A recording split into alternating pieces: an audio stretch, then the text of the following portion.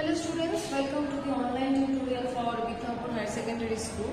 This video is for class 10 biology. In this video, I will continue with the chapter 1, that is control and coordination in living organisms, and in this video I will go in the brief discussion of the brain and spinal cord, but at first we will focus on brain. Okay, so what is the brain? It is the biggest portion of the central nervous system which lies at the top of the spinal cord, and it is situated within the bone box which is called cranium or skull. Now the brain is made up of huge number of neurons, nerve cells, neuroglia. Its volume is about 15,000 cc.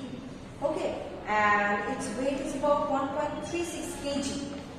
And this brain is generally divided into three main parts. One is forebrain,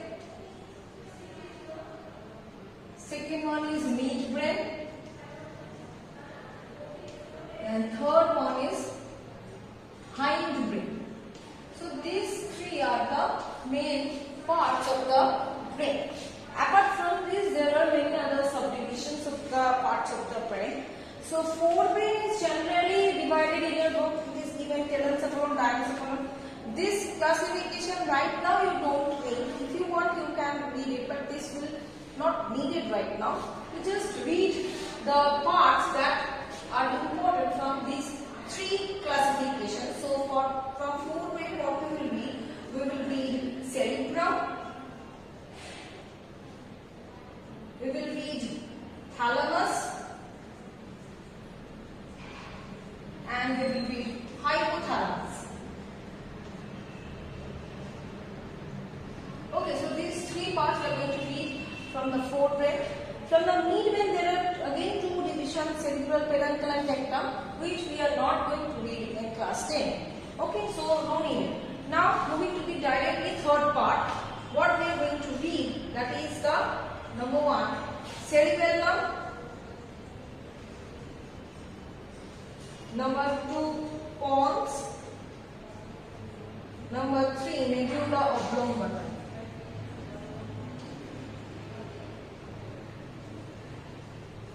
So these are the parts that we are going to read about the brain in class 10. So let's start with the cerebrum part. So cerebrum part is the part of the forebrain, and where is it located? It is the most superior region of the CNS. It is the largest part of the human brain, okay, and it occupies an area about 2200 square centimeter, okay, which is 3 times more than the inner surface of the skull. Then how is it being fitted into the skull? If it is more than the area of the skull, it is being constricted in order to fit that portion, that huge portion within the brain. It is being constricted and being kept in a haphazard manner and being put inside the brain. Okay, and due to this, what happened? Several convolutions or furrows, or you can say grooves, are being formed. Okay, and this which are the grooves which are shallow grooves are termed as sulci. The deeper grooves or the deeper furrows are termed as fissures,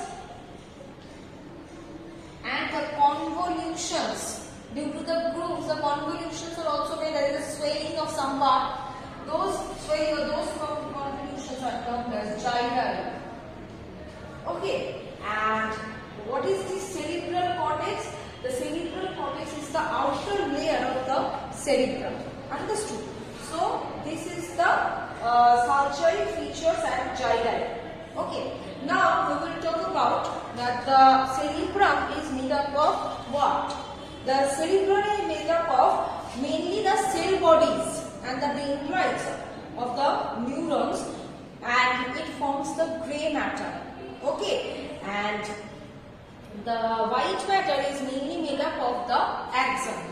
Okay, and in brain, the grey matter is situated in the peripheral region and the white matter is situated at the central portion.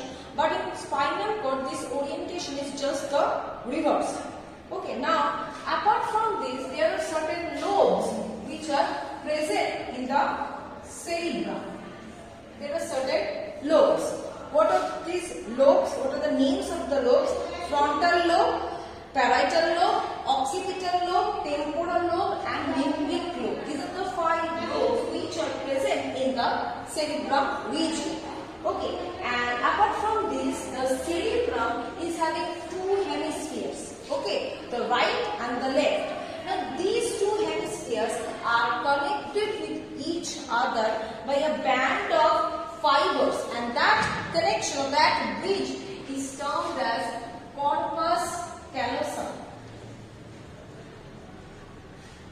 What is the function of this corpus callosum? It is connecting the 2 hemispheres of the cerebrum. Am I clear? Now this cerebrum structure is over. Now we will go for the function. What is the function of the cerebrum? It acts as a motor center. That means it controls the voluntary activity of the muscles. Okay, that how will I react? Will I slap the person or not? So this voluntary action. Sensory centers. It is also acts as a sensory center. That is sensation of pain, temperature, touch, or can be perceived. Frontal lobe acts as a memory center, intelligence center, judgment center. Okay, it is also a seat of learning process. That is conditioned reflex of our body, of us, is controlled by the cerebrum. Apart from this, it is an important centers for speech, writing, vision, audition. All these are controlled by cerebrum. Now, moving to the next part, that is the thalamus. Okay. Now this thalamus is the mass of the grey matter. Grey matter means formed of the cell bodies, not the axon, cell bodies. And it is situated at the base of the forebrain. And what is the function of it? It acts as a relay station. Relay station means, the relay means carrying the stick and moving it to the another person. So it is acting as a relay station. That means it is the center where it will receive the sensory impulse and it will give the motor impulse. Am I clear? So it is the relay station. That is, it is having the nerve fibers from both the efferent as well as the afferent. And it acts, it is the highest center for all types of crude senses. And apart from this, it is an important center for emotion and reflex activities. Now, this thalamus is done. Moving to the next part, that is the hypothalamus. Okay, hypothalamus, where is it located? It is the basal part of the forebrain and forms the floor of the third ventricle. And what are the functions? It is the highest center for autonomic nervous system. That is, our involuntary actions are being carried out by the hypothalamus region.